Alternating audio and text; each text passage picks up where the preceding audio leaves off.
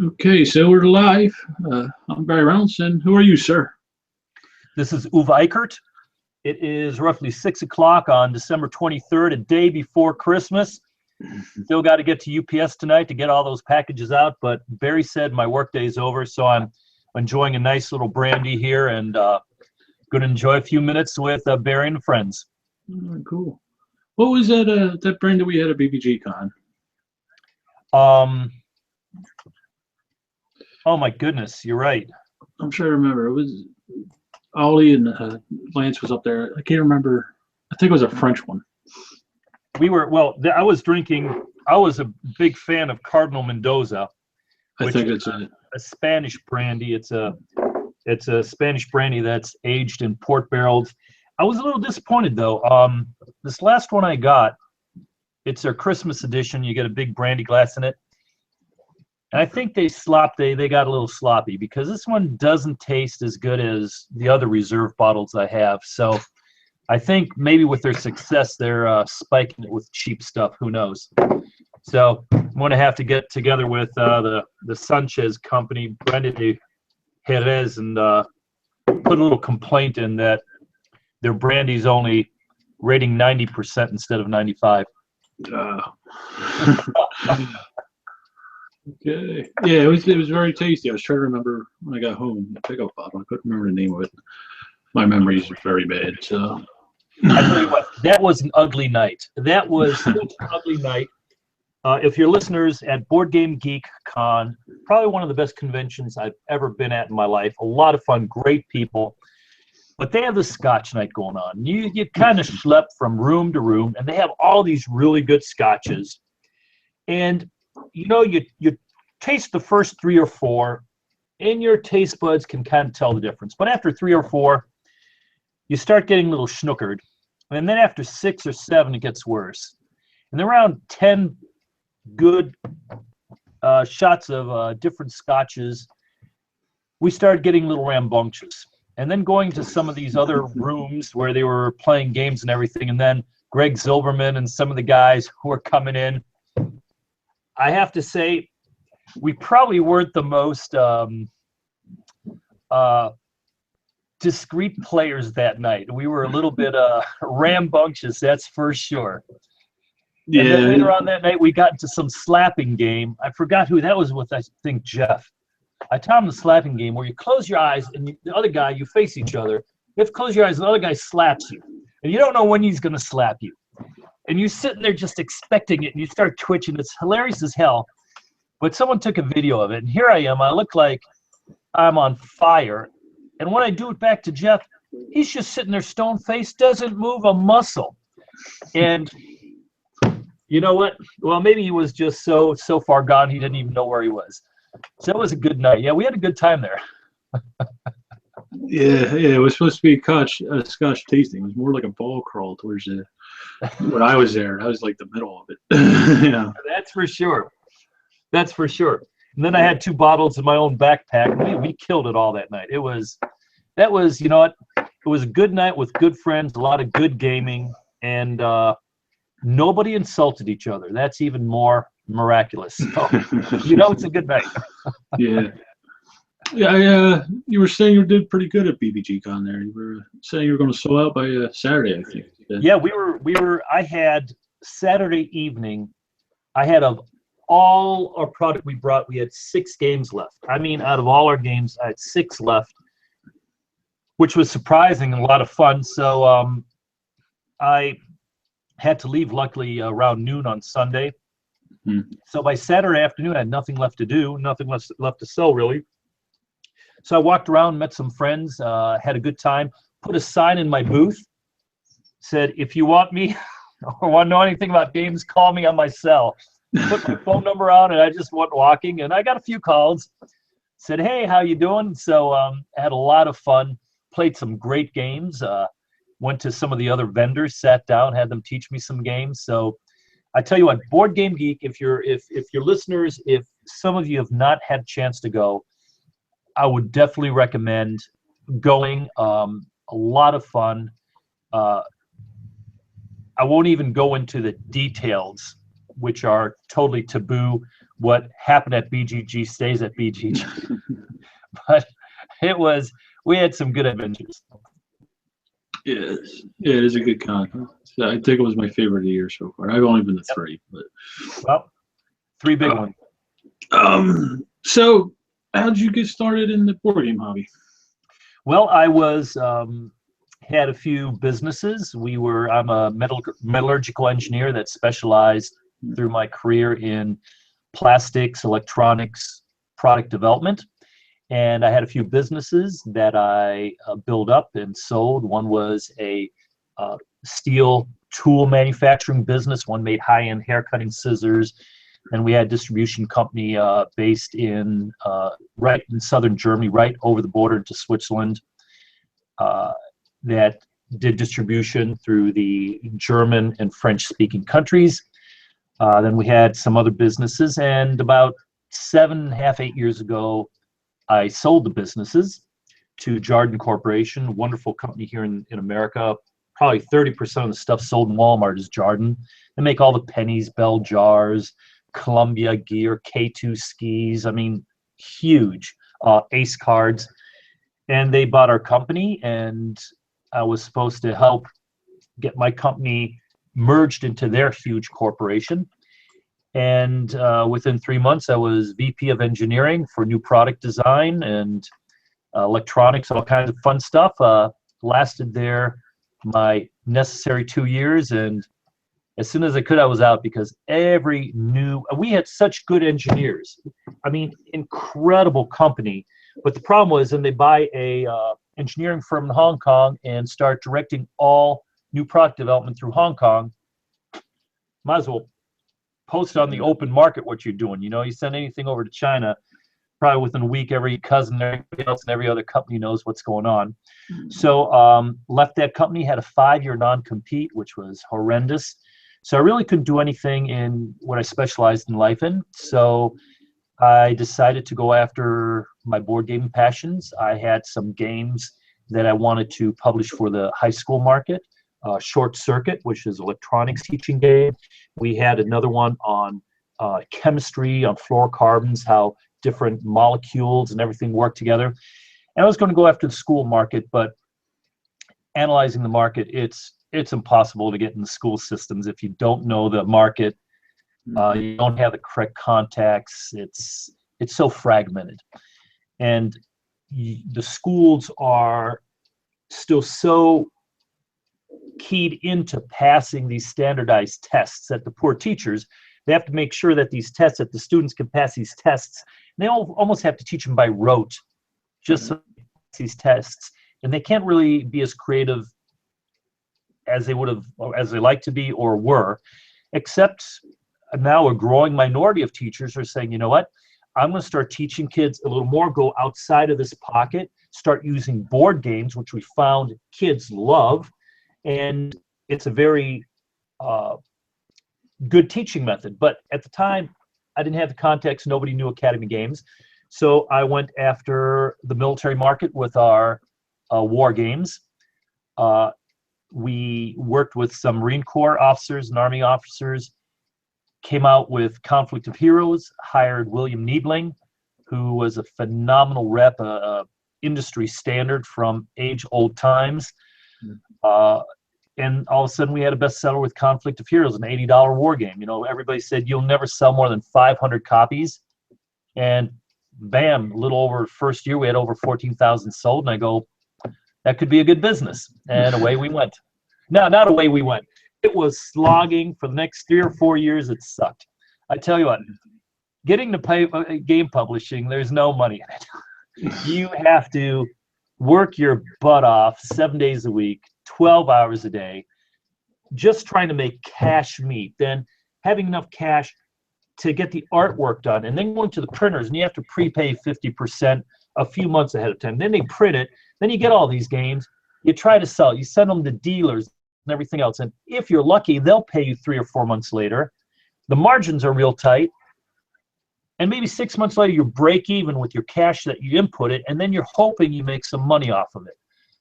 It's a tough industry. If you don't have a slew of games supporting you, to keep you going, your fixed costs of your company going, it's tough.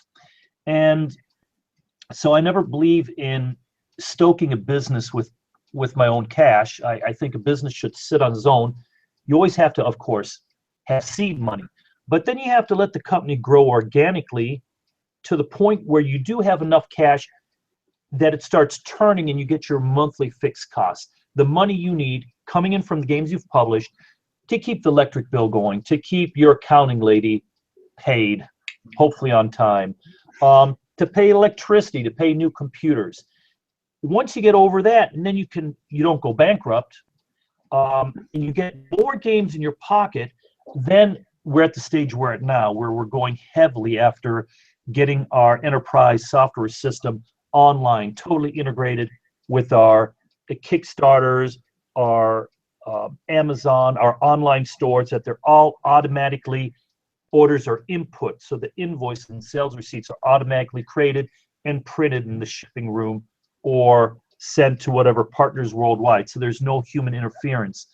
Setting up our project management softwares online so that our artists, our designers, our developers, project managers, all are on the same key, total transparent, that this is totally integrated then with our customer service, with our Proof HQ editing softwares online.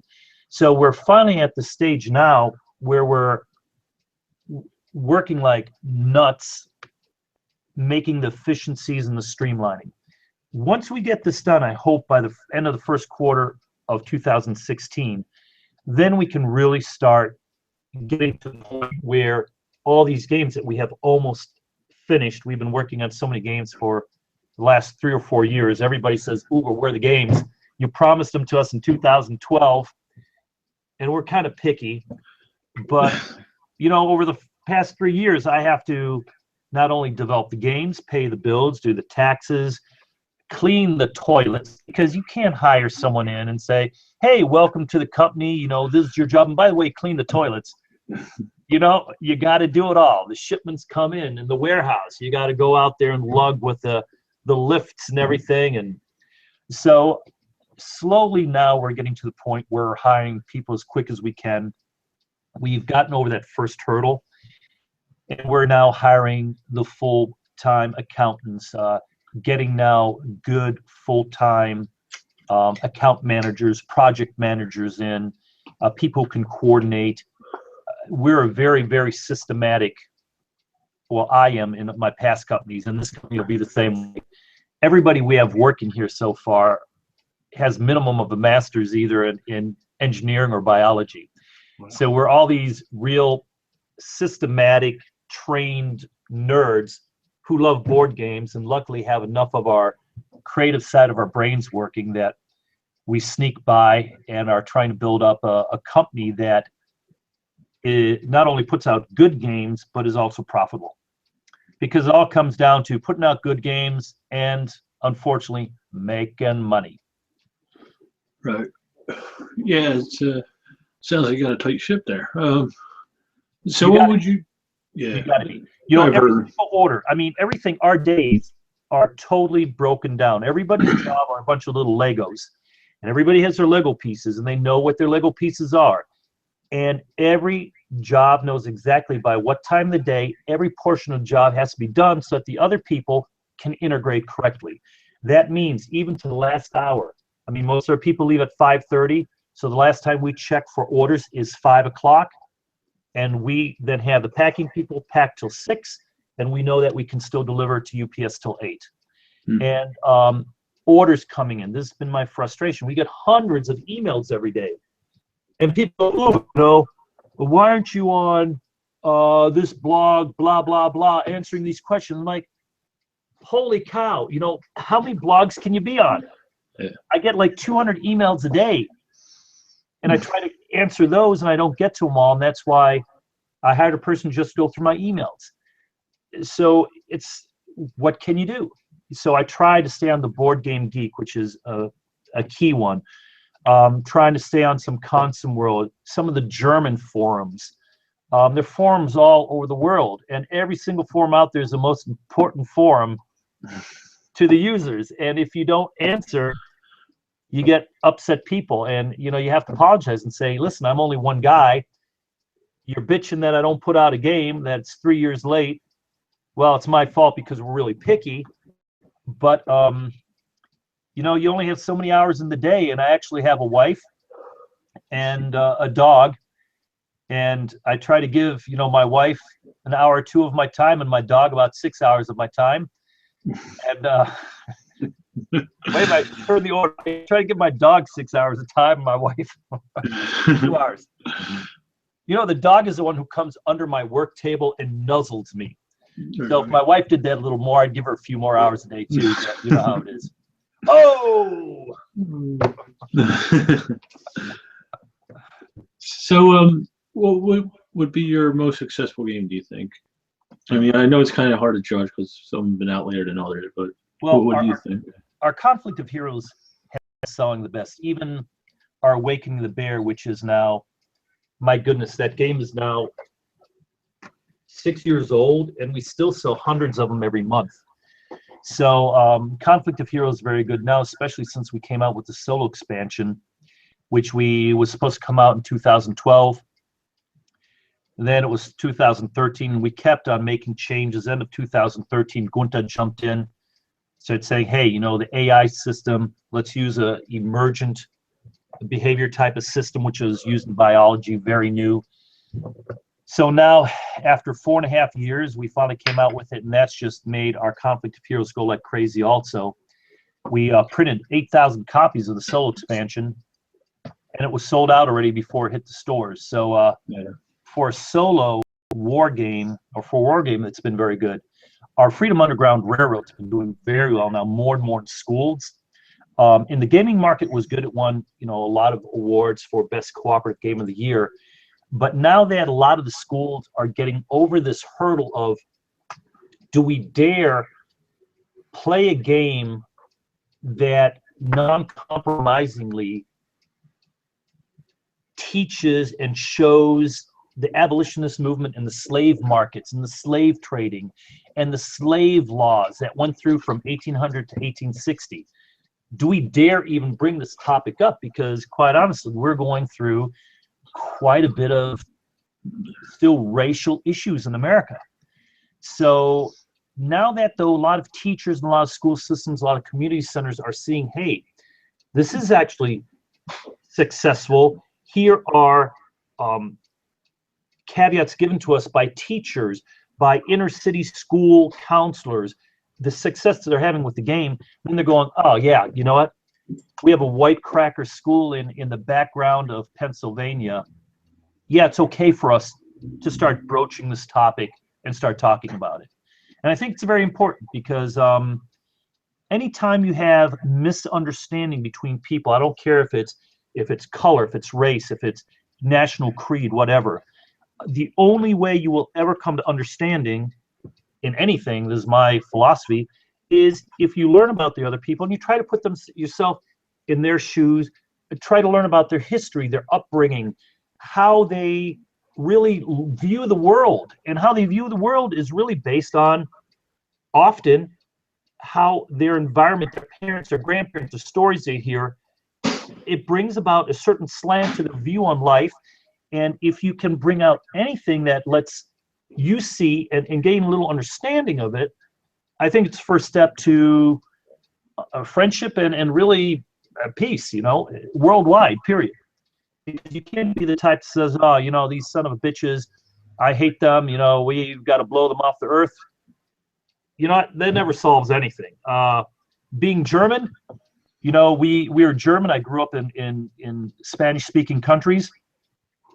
And with a name like Uwe, which means grape in Spanish, trust me, I grew up as a minority. I grew up a 5% minority in countries, which is even less than a lot of the minorities in America.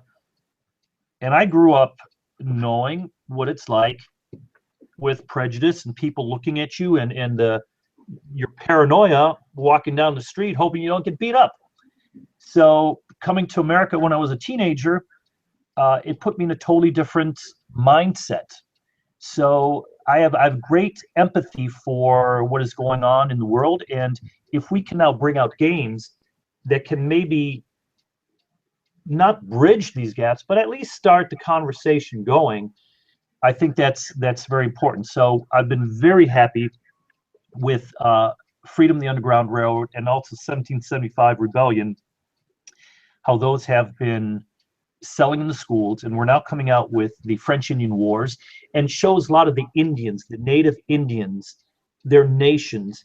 And Barry, I don't ever know which way to go, because we always said Native Americans, and now I'm told, or First American, and now I'm told, no, it's not Native Americans.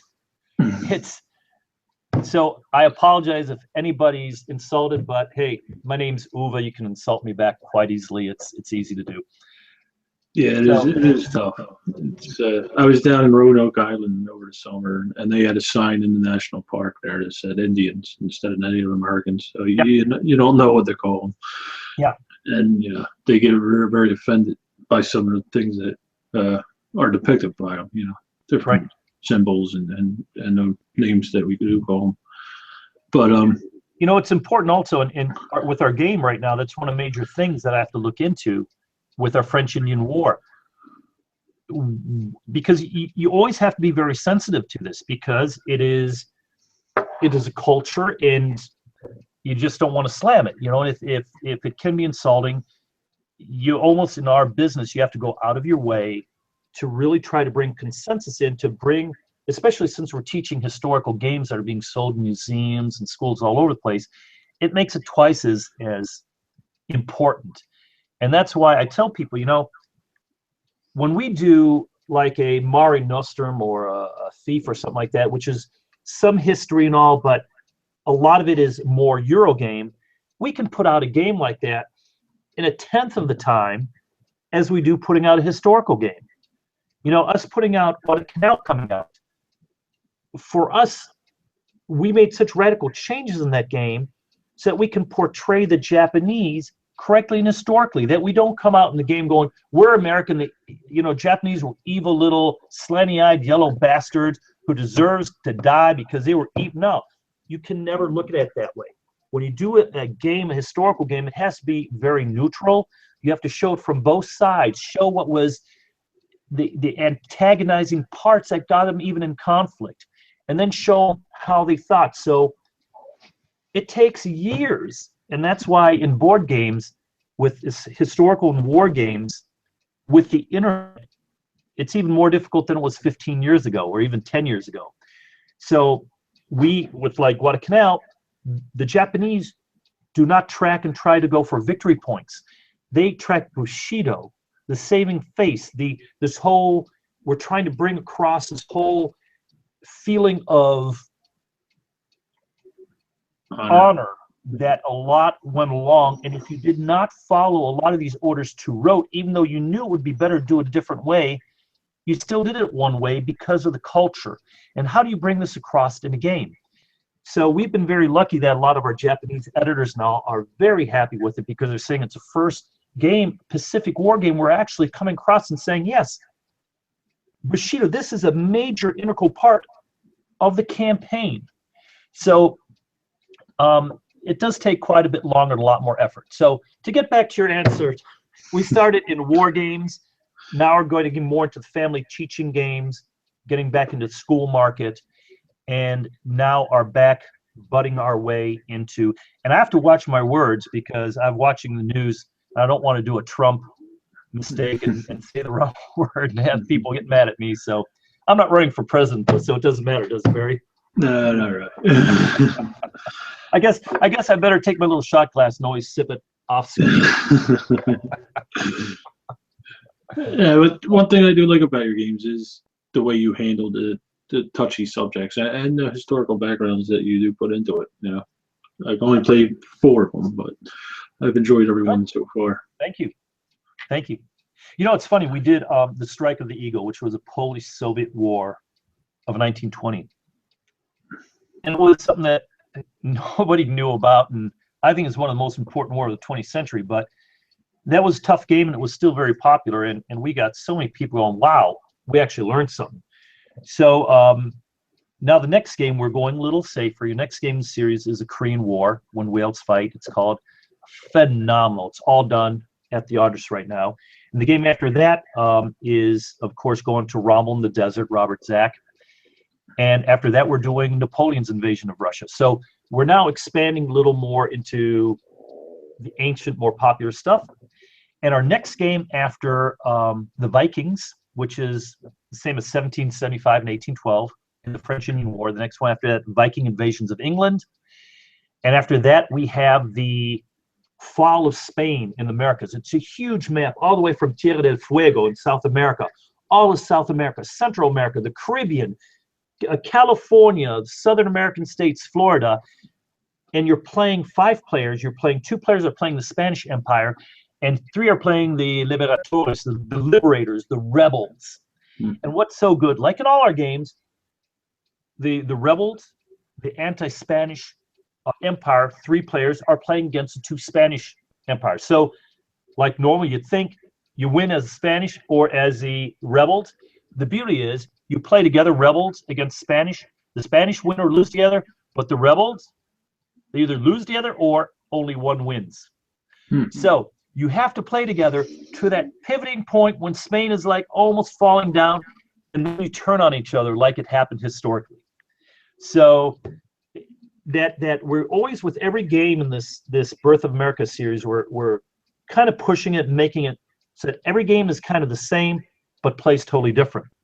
The game after that, that's all done, going to the artists now, is Birth of Soul. It's like a sci-fi, our first non-historical game. It's a sci-fi game, and you're playing different human factions. Earth has expanded to Mars and the asteroid belts around it, and all the planets move within the game board. Very cool. I love Zolkin, that game, the way they did with the with everything. And so we've got all these planets moving. I think it's going to be very cool. So we're expanding a little into taking our really popular historical and war game engines and now going into the sci-fi fantasy kind of realms. Knock on wood. That sounds cool. But we're doing that under our Apollo name, not under the Academy name. Oh, okay. Yeah, that makes sense. That kind of we don't want to confuse the branding. Yeah. Okay. 6:30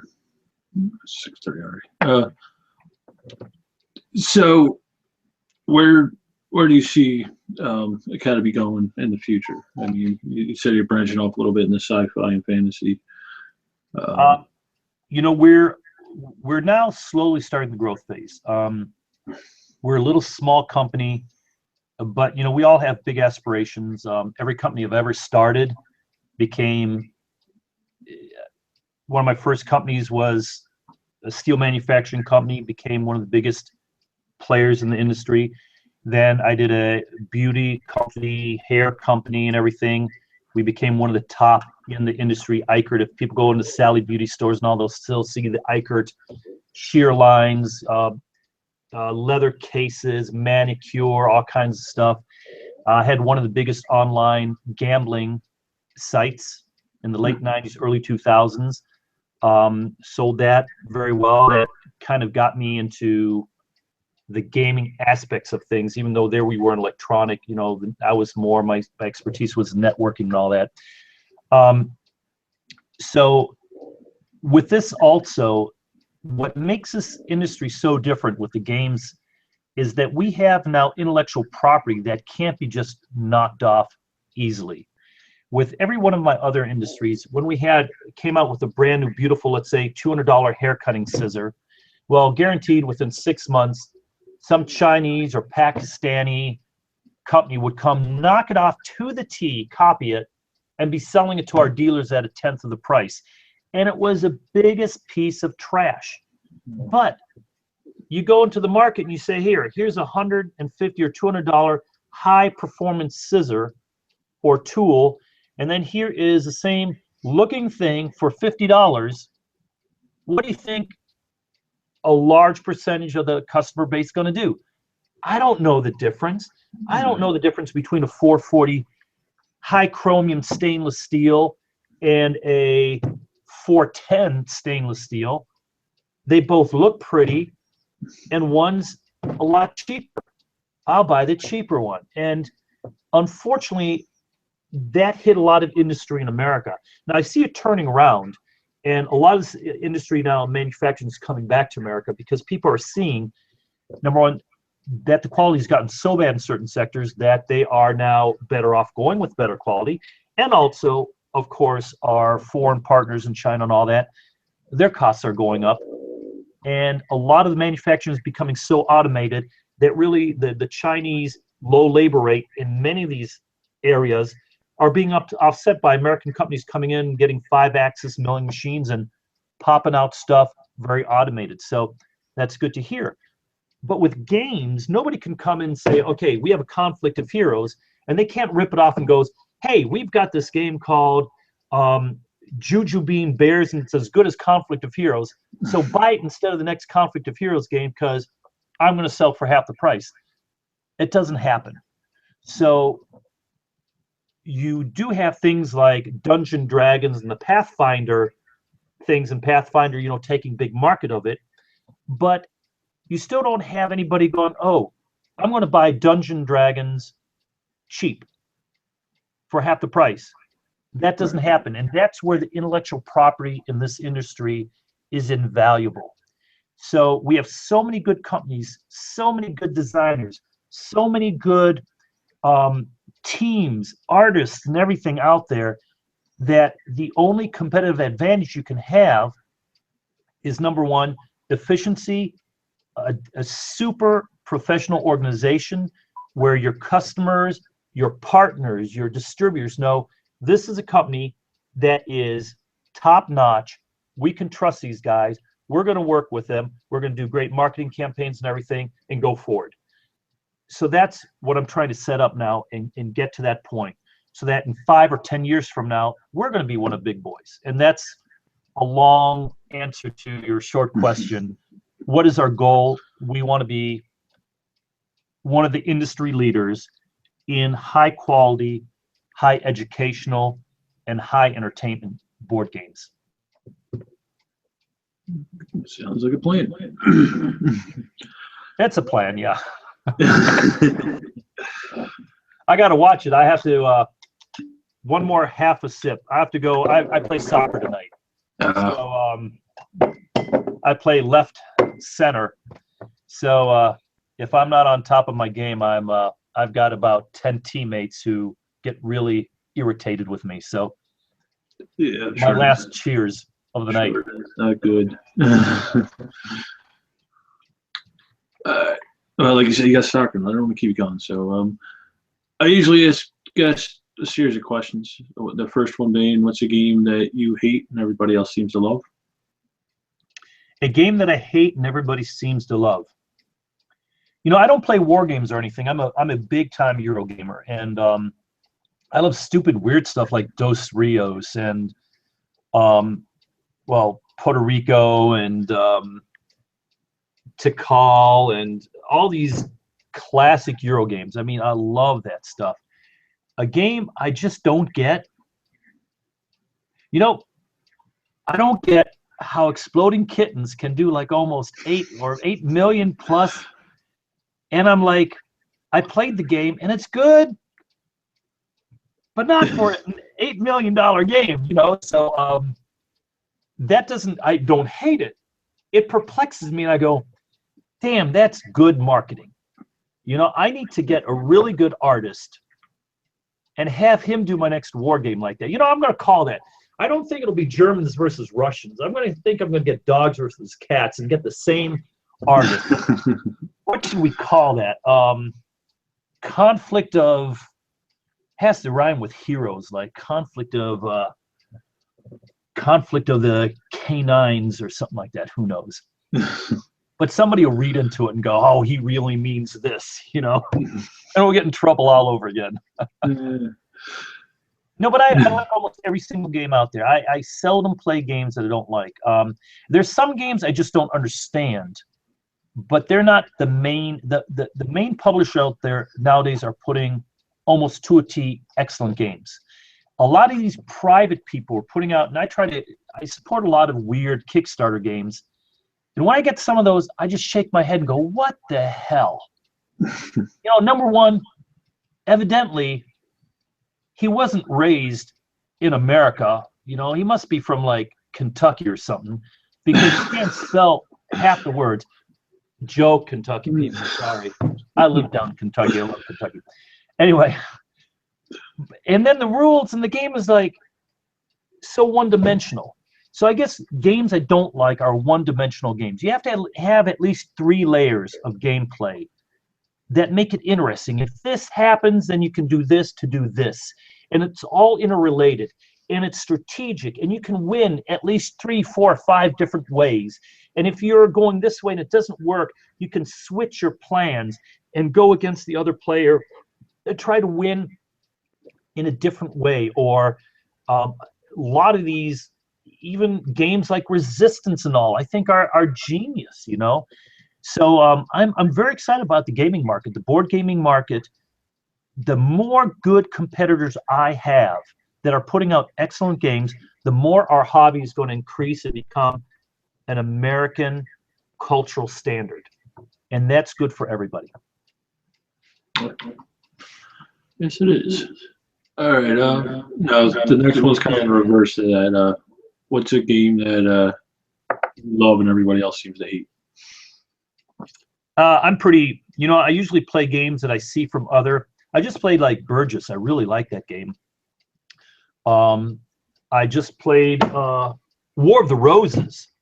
Love that game. What Peter put out, he puts out some great games. And War of the Roses, if you haven't played it, it is a wonderful game. I don't know who put that out. It was either Z-Man or Eagle Griffin, one of those guys. Great game. We just played that the other night. We played Edison versus Tesla, or what's the car company? Edison versus Tesla. A lot of fun, that game. Dirk Knemeyer put that game out. Another guy who's starting a company puts out really good games. So I really don't have a game that I like and other people don't, because good games are being put out. And if I like and everybody else doesn't, I'd have pretty bad taste. So, now I do read books nobody else likes, but that's just whatever your interest is. So, yeah, a great book. A book that I want to recommend. Oh my goodness, where'd it go? It was on my desk here. I think maybe my wife took it. Atlas of Prejudice. It was phenomenal. I think some Romanian guy who lives in Spain and sold these books through the German. Oh, this book here.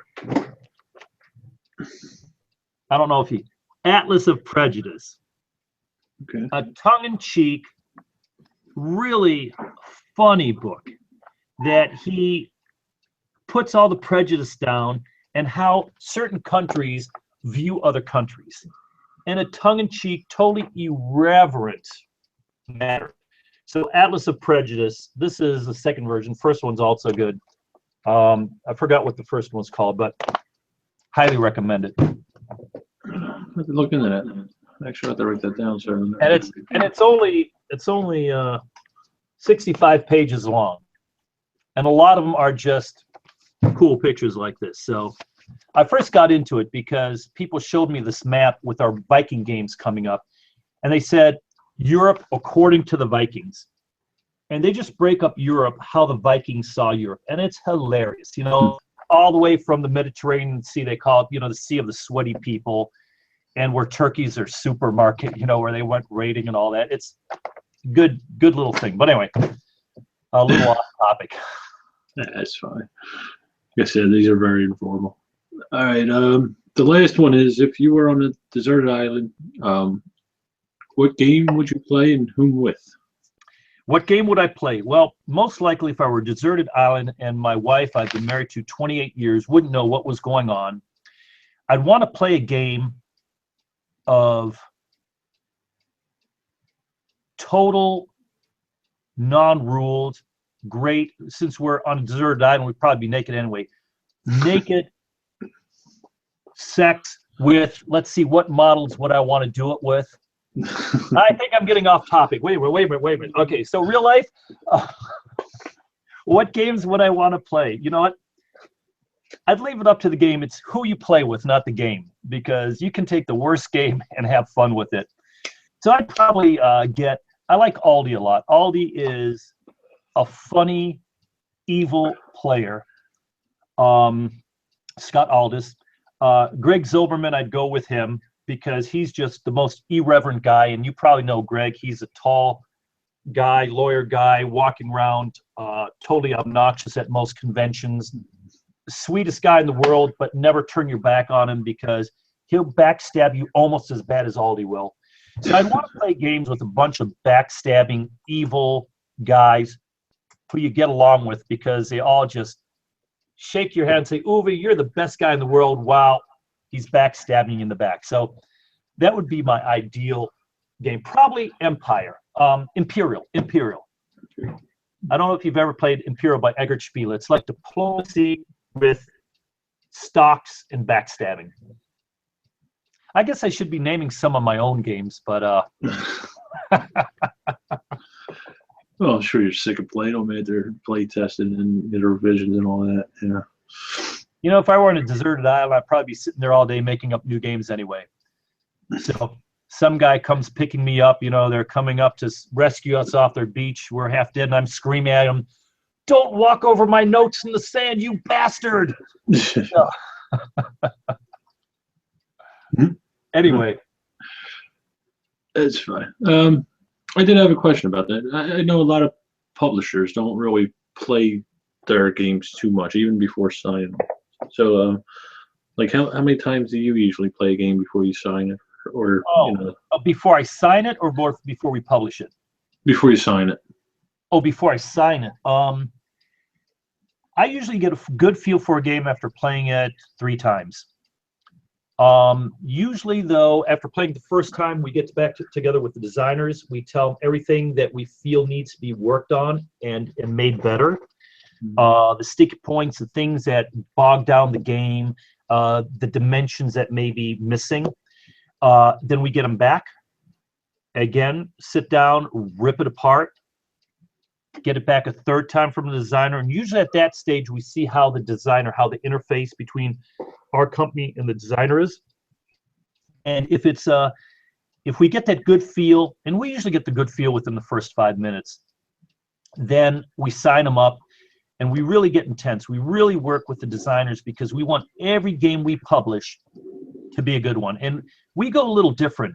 Instead of trying to take 20 games a year, throw them on the wall and hope 1 or 2 stick, we're the opposite. We try to take every game we do, and instead of publishing 20 and maybe having 2 or 3 really successful ones, we'd rather publish 2 or 3 games and have every single one be successful.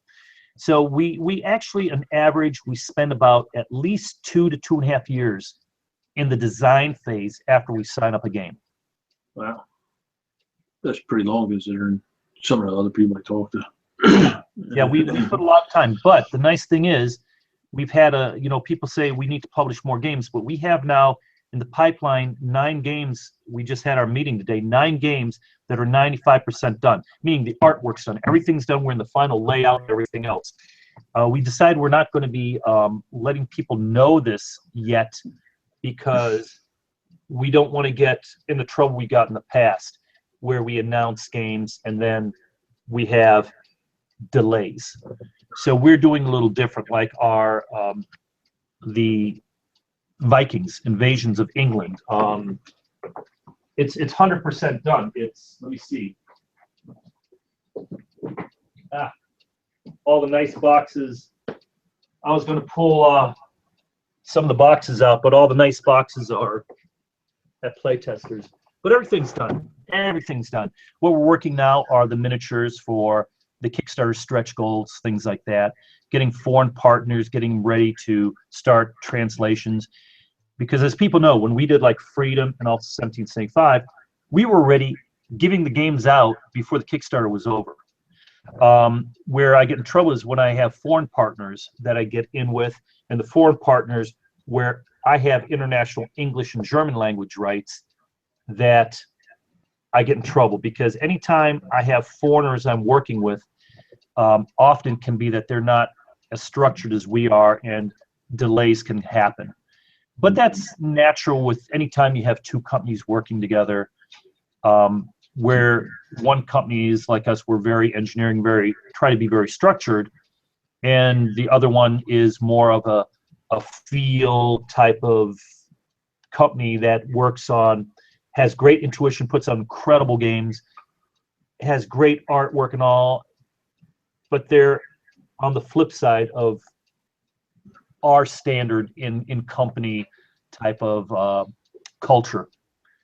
So we have fun, but I found if everybody knows what everybody's doing and it's structured, your job's even more fun, because if you know what the expectations, the goalposts, the project timelines are, if this is all done correctly, everything's fun. Because the fun part of being in a game company, is putting out good games, but my fun part of a game company or any company is the company itself. If the company's successful, how much energy and work do I have to put in to get results?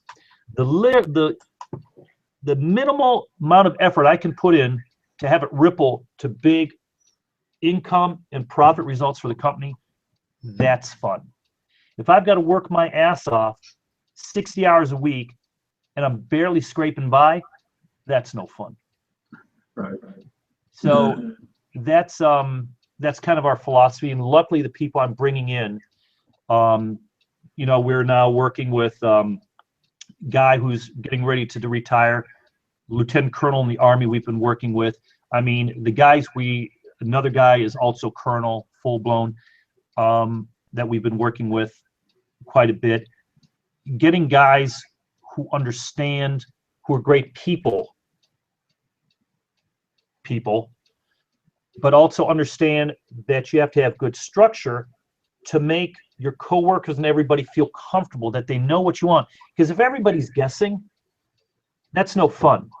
And unfortunately, when you have a startup like in a gaming company, everybody's guessing because you don't have the resources. You don't have full departments doing stuff like the big boys do. So it's difficult, so you even have to go more out of your way trying to be structured so that with the little resources you have, it can be somewhat successful. And our company's been at least 30% successful doing it, meaning we've been 70% of the time unsuccessful. So before anybody comes back and gives me crap for saying that, I'm going to try to trump it.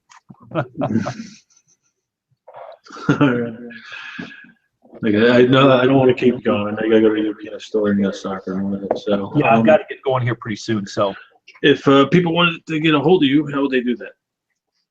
Well, we game here like every other Friday, so you can come on by. But my email's everywhere online. Our phone numbers on our websites, left and right. I give almost everybody my business card, and people are really cool about that. I've probably given out, I don't know how many thousands and thousands of my business cards are out there, and people are really cool. I call a day when someone is like sitting down in a game they just don't understand and all.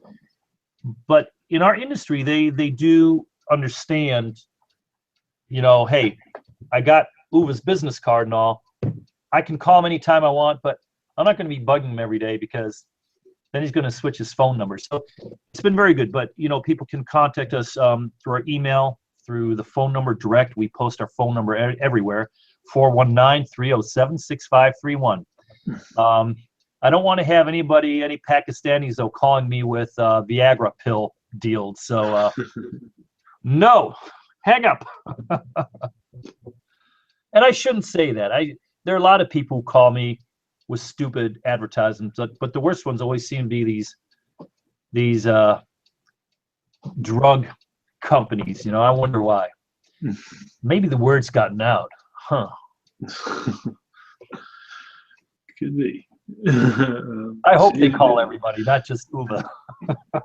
She spent more time with your wife instead of dog. Maybe it wouldn't happen. Anyway.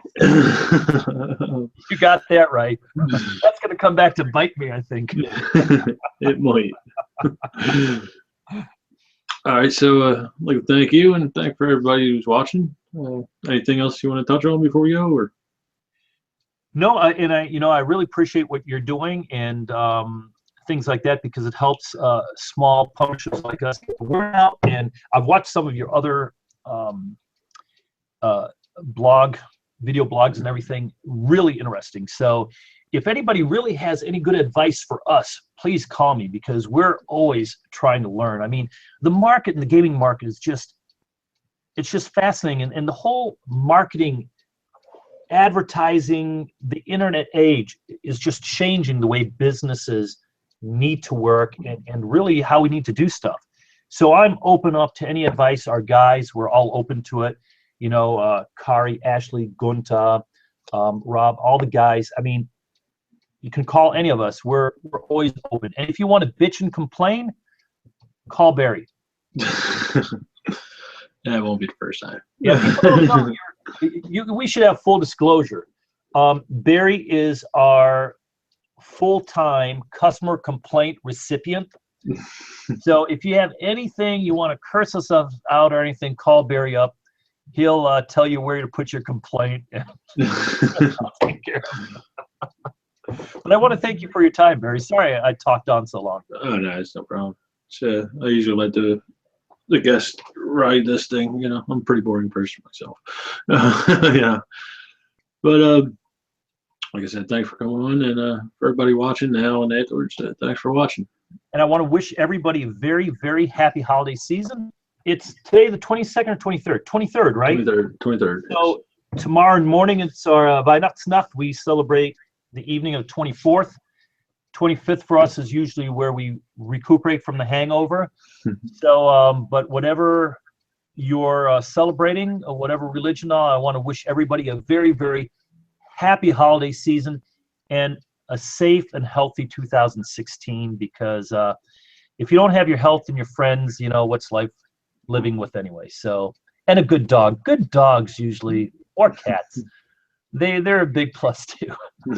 So, really, I'm digging my hole deeper and deeper with my wife tonight. So I take it all back, Kari. So good night, Barry. Thank you so much again. Good night, folks.